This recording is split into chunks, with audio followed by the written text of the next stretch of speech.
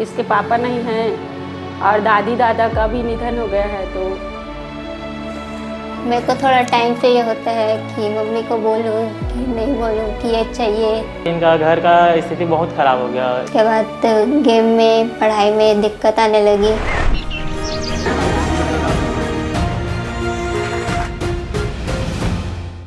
मेरा नाम तारिणी साहू है। मैं छत्तीसगढ़ महासमुंद से बिलोंग करती हूँ। मैं नेटबॉल प्लेयर और बास्केटबॉल प्लेयर हूँ। नेटबॉल में मैंने नेशनल खेला है और डिस्ट्रिक्ट लेवल और स्टेट लेवल पे मेडल रहा है। मैं तारिणी साहू की बात करूँ तो मेरे ग्राउंड में एक होनहार लड़की है जो कि बाकी बच्चों से एक्टिविटीज़ में फास्ट है। अभी तो ग्राउंड में प्रैक्टिस करने जाती है।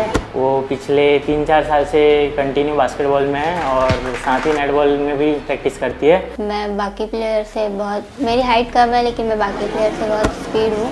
ऐसा नहीं कि नेशनल में नाम नहीं हो तो ग्राउंड छोड़ दूँ। वो कंटिन्यू जिस दिन आई ट्रायल दिला के नाम नहीं हुआ तो उसी शाम से प्रैक्टिस फिर से स्टार्ट की ताकि वो आने वाले साल में अपना परफॉर्मेंस बेटर कर सकें। मेरा भी नाम कटा, मैं रिजेक्ट हुई, फिर भी मैंने गेम नहीं छोड़ा। मैं भी कंटिन्यू हूँ, मैं अपनी प्रैक्टिस कर रही हूँ। कंटिन्यूटी अपना छोड़ी नहीं और डेडिकेटेड रही उस गेम के लिए और अभी भी डेडिकेशन है कि ये ग्राउंड में है। मैंने नेशनल तक खेला है। तो नेटबॉल में इसका नेशनल हुआ है इसी साल। आने वाले सत्र में और जा सकती है। प्रयास का बहुत रहता है गेम में।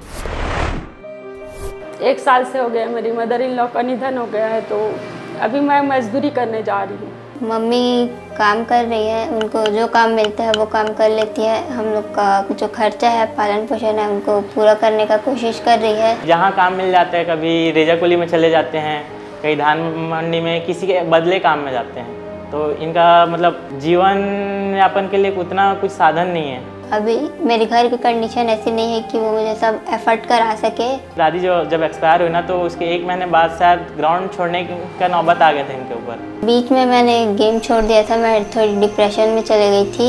ये कुछ दिन बहुत डिप्रेशन में रहती थी कि दादी भी ख़त्म हो गई, पापा भी नहीं थे, तो सब चीज़ कैसे मैनेज होगा, मम्मी क्या करेंगी, हम लोग का पढ़ाई का खर्चा कैसे पूरा होगा, गेम के लिए कहीं जाना है तो उसके लिए पैसे कहाँ से आएंगे। जहाँ तक स्पोर्ट फील्ड का बात है तो स्पोर्ट फील्ड में हमको डाइट बहुत सारा लगता है। डाइट रहता है, शूज़ रहता है, किट वगैरह रहता है, तो इसे फैमिली वाले उतना अफोर्ड नहीं कर पाते। 10 साल हो गया लगभग इसके पापा का निधन हुए।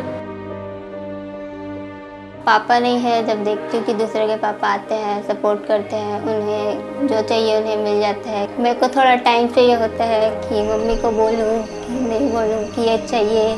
कुछ सालों से एक ही शूज़ में काम चला रही है, उसके मतलब शूज़ फट चुके हैं, पर वो घर में किस तरीके से ही अपनी मम्मी को बोले कि मम्मी मेरे को शूज़ चाहिए। घर का कंडीशन जानते हुए भी नहीं बोल सकती क्योंकि वो घर की बड़ी लड़की है। शूज़ फटा है तो इंजरी का चांसेस है और इंजरी आया तो उसके घर वाले इतने सक्षम नहीं है कि खर्चे उठा पाएँ।